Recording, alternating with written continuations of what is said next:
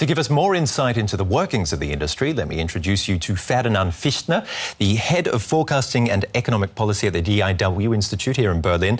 What do you think about this setup between independent stations and the big oil concerns?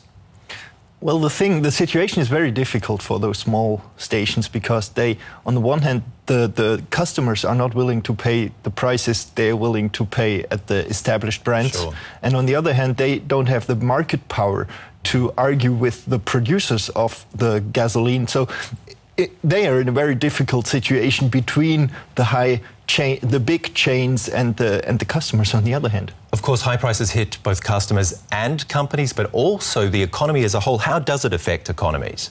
The thing is, gasoline prices affect basically all products, depending on whether the intensity of transportation, the amount of transportation that is necessary to bring the product into the supermarket or whatever is high. It affects, of course, all those products as well, and then it feeds into the price system of the whole economy, and therefore it dampens consumption because consumers are the buying power of consumers, the purchasing power, as we say, is not as good if prices are higher. So is it a problem at the moment for the world economy? It is not yet a problem, I would say, because prices increased. They increased over the last 2 years, but what we've seen in the last few weeks was a very strong increase. And if this continues, this would be a problem. OK, well, let's look at the development. This isn't just a German dilemma, of course, it's an international one. The cost of crude has been climbing what looks like a bit of a mountain for years now. More recently, a barrel of oil surpassed the $125 mark. That beggars the question, where are we headed?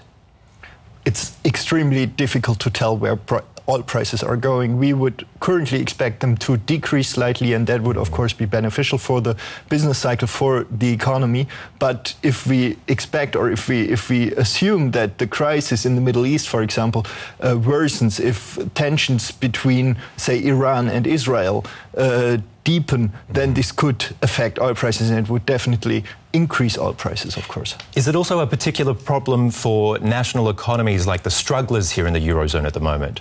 It is, of course, because they are already in a difficult situation. And if oil prices increase, their economy will go worse. And this, in turn, will make investors more hesitant to invest in those countries. And in the end, this is their basic problem, that they are not able to attract money from abroad.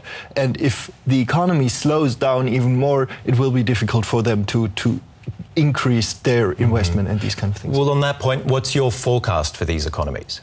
It's hard to tell, but I would say in the current situation, since oil prices appear to be more or less stable for the last few days, and if we assume that oil prices slow down or slow down a bit, then I think we can cope with this whole situation. We have improved the situation in the last few weeks and months in terms of the euro crisis. Things have improved, and in this sense, I think the situation has improved quite considerably.